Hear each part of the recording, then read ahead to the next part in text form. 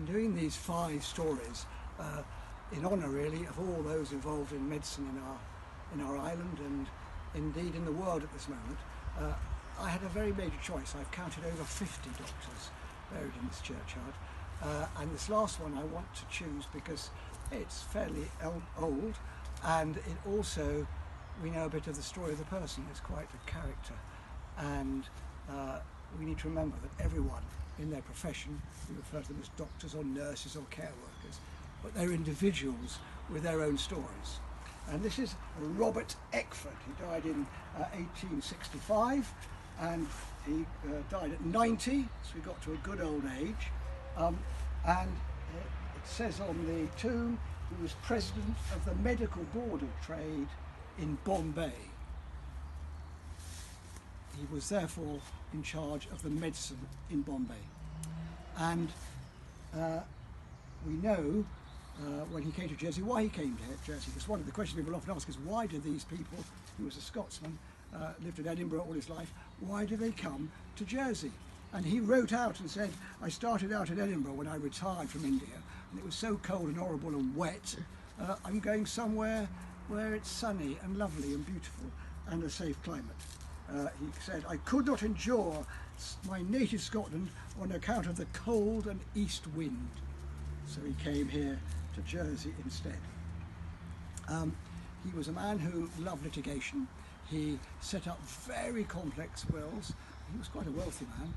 And in fact, the litigation involved 6 QCs for many years. It all, and those of you who like Jersey stories about tax will smile.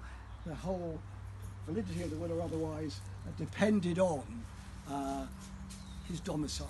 Was he really genuinely a Jersey man, or was he just pretending to be here? And his story was quite sad on another level.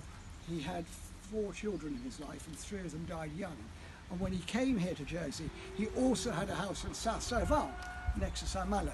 He used to spend quite a lot of the year there. And 2 of the children were buried in St Servan. And when he came here to live for good, being a man of power and used to getting his way, he insisted that his 2 baby children were disinterred from St Servan and brought here. And you'll see on the other side here, the 2 children's names are mentioned. And furthermore, he was married, but the family had a nursemaid, and the nurse on this side is mentioned. The family nurse is buried here, together with the nurse's 15-year-old daughter who died. And eventually, when he died, he wanted to check whether there was room for him in here, because by then there was quite a lot of people in this tomb, and he was told if he put in 2 more layers of brick, because it was a brick-lined tomb, they could fit him in, and I quote, he said, oh well, that will do for me. And the final bit to say about this 90-year-old august gentleman who was, say, president of the Medical Board of Bombay, is he's buried here, his little children, the nurse is buried here, the nurse's daughter, but his wife isn't. And I'm sure there's a little bit of a story behind all that. So we remember medical men. I'm sure he had a great career in India, saving people's lives.